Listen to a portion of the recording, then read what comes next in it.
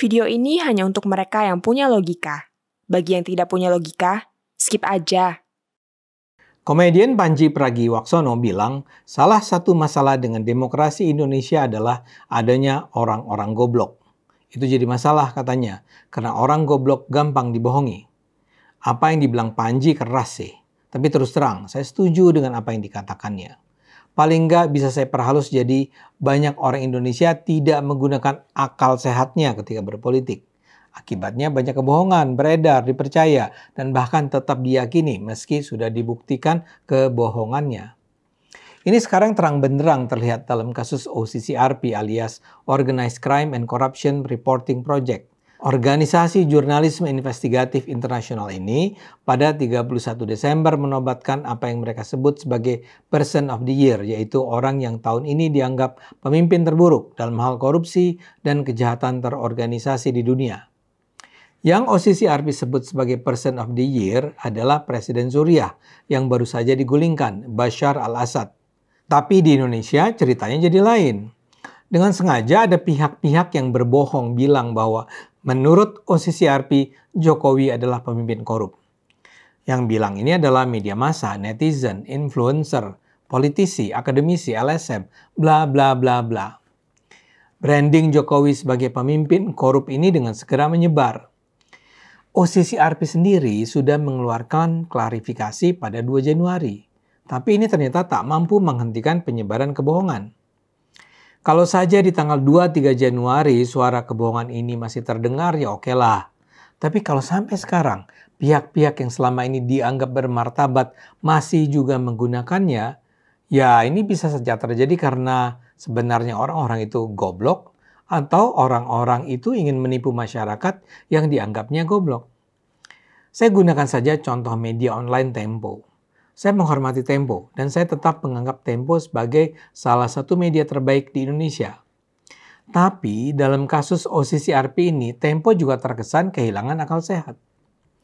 Bahkan pada 5 Januari kemarin, Tempo.com masih menggunakan judul Jokowi masuk dalam daftar pemimpin terkorup.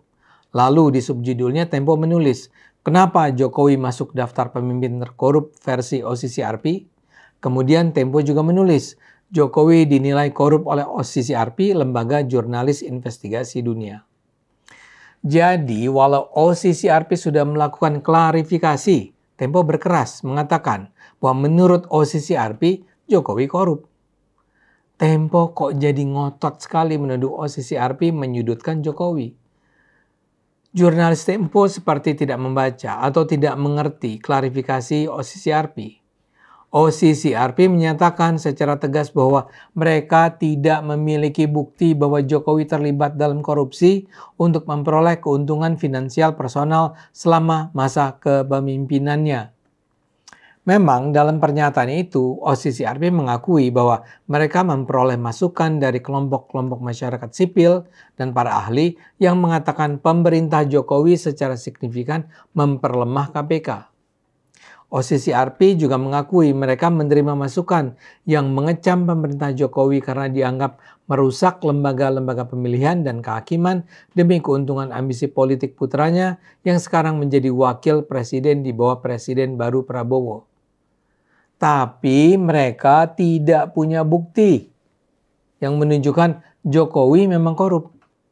Saya kutip agak lengkap penjelasan OCCRP itu, agar kita bisa menilai sikap mereka secara adil dan objektif.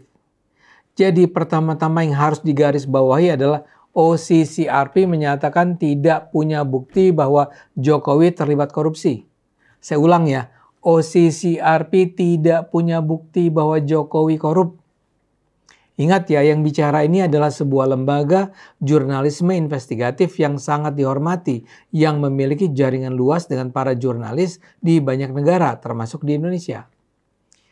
Para jurnalis, akademisi, dan ahli di dalam OCCRP pasti sudah berusaha mempelajari kasus Jokowi mengingat nama Jokowi masuk dalam daftar 5 besar pemimpin negara yang dicalonkan para pembaca OCCRP. Mereka sudah mempelajari kasus Jokowi dan mereka tetap tidak melihat ada bukti yang bisa digunakan untuk menyatakan Jokowi korup atau Jokowi terindikasi korupsi. Mereka menegaskan bahwa walau ada cukup banyak warga sipil dan ahli di Indonesia yang menganggap pemerintah Jokowi tidak bersih, tapi OCCRP tidak memperoleh bukti tentang korupsi Jokowi. Sikap OCCRP itu sudah sangat jelas dan seharusnya tidak perlu diperdebatkan lagi. Karena itu saya tidak setuju kalau ada pihak-pihak yang menuduh OCCRP dengan sengaja berusaha menghancurkan Jokowi. Yang menuduh Jokowi korup bukanlah OCCRP. Yang menuduh Jokowi korup adalah kelompok-kelompok masyarakat sipil di Indonesia yang saya duga masuk dalam kategori pembenci Jokowi. Misalnya saja para pendukung Anies dan pendukung Ganjar dalam Pilpres tahun 2024 kemarin.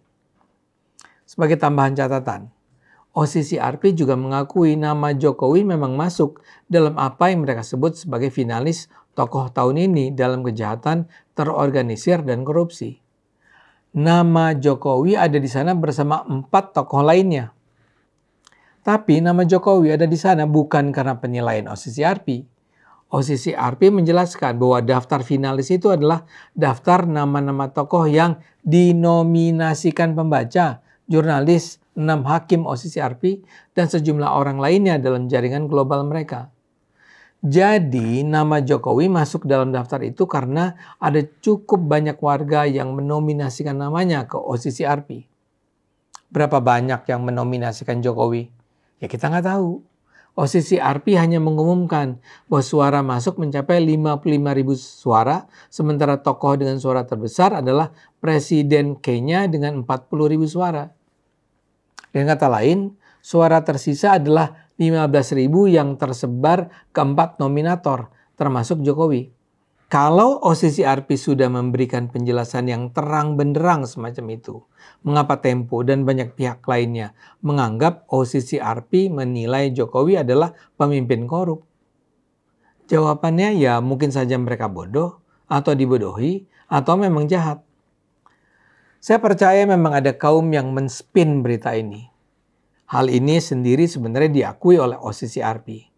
Dalam pernyataan klarifikasinya, OCCRP mengakui pelaporan mereka yang dilengkapi dengan semacam polling online ini memang terkadang disalahgunakan oleh pihak atau individu yang ingin memajukan agenda atau gagasan politik mereka. OCCRP mengaku akan terus menyempurnakan proses nominasi dan seleksi yang sudah mereka jalankan selama 12 tahun terakhir. Jadi mudah-mudahan Anda sudah paham sekarang soal sikap OCCRP. Tapi yang menyedihkannya, tetap saja ada begitu banyak influencer atau tokoh di Indonesia yang seperti tak paham dengan penjelasan OCCRP.